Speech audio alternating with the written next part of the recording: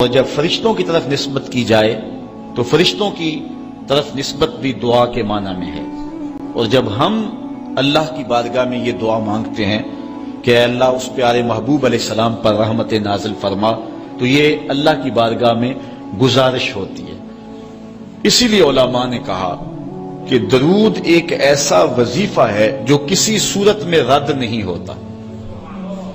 چونکہ ہم یہ کہتے ہیں اے اللہ اپنے پیارے نبی پر رحمت نازل فرما، وہ تو پہلے ہی فرما رہا ہے،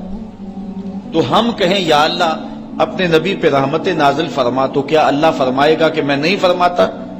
اس لیے یہ ہو ہی نہیں سکتا۔ علماء کہتے ہیں کہ جو درود ہے وہ بہر صورت قبول ہوتا ہے۔ اس لیے حضرت عمر رضی اللہ تعالیٰ عنہ فرماتے ہیں کہ دعا کو درود کے ساتھ جوڑ لو، درود تو قبول ہونا ہی ہونا ہے، تمہاری دعا بھی قبول ہو جائے گی۔ چونکہ اللہ تعالیٰ جل شانہ کی یہ شان نہیں ہے کہ بعض کو قبول کر لے اور بعض کو ترک کر دے۔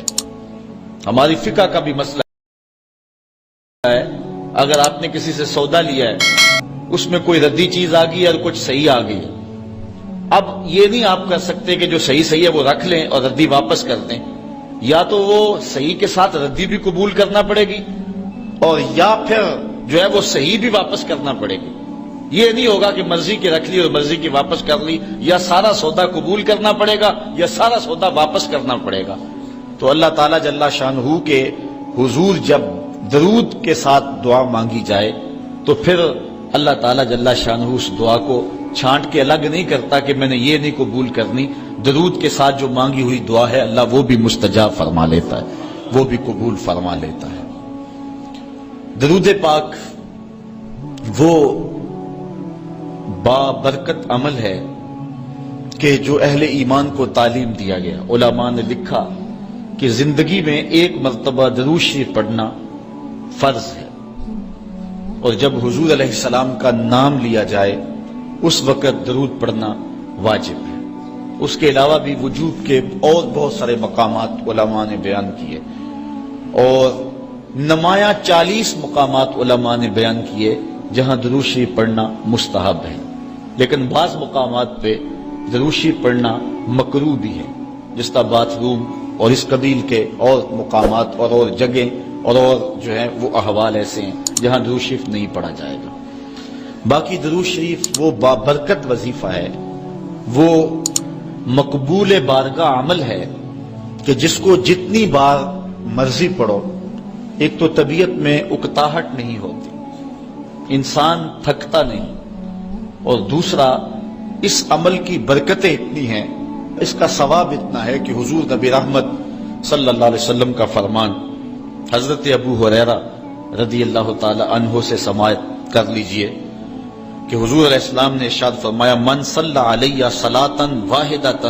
صلی اللہ علیہ عشرا، جو میرے اوپر ایک مرتبہ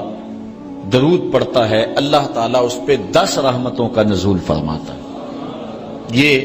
اس بابرکت وظیفے کا نتیجہ ہے جو بندہ مومن کو نصیب کر دیا جاتا ہے۔ دوسری روایت حضرت انس بن مالک رضی اللہ تعالی عنہ سے مروی ہے ان النبی صلی اللہ علیہ وسلم قال من ذکرت عنده فلیصلی علی ومن صلی علی مرۃ صلی اللہ علیہ بها عشرا۔ حضور نے فرمایا کہ جس شخص کے سامنے میرا ذکر کیا جائے اس کو میرے پہ درود پڑھنا چاہیے، اس لیے کہ جس نے میرے اوپر ایک مرتبہ درود پڑھا اللہ تعالیٰ اس پہ 10 رحمتیں نازل فرماتا ہے۔ علماء نے ایک بڑی خوبصورت بات لکھی، وہ کہتے ہیں کہ اصل درود پڑھ کر کے اپنے لیے رحمتیں طلب کرنا ہوتا ہے رب سے، چونکہ مصطفیٰ کریم علیہ الصلوۃ والسلام ہمارے درود کے محتاج ہے۔ بندہ کہ میں درود پڑھ رہا ہوں، جب ہم نہیں تھے اس وقت بھی مصطفیٰ پہ درود پڑھا جا رہا تھا، جب کائنات کو خلق وجود بھی نہیں دیا گیا تھا مصطفیٰ پہ درود اس وقت بھی پڑھا جا رہا تھا۔ تو یہ ہم اپنی سعادت مندی حاصل کریں۔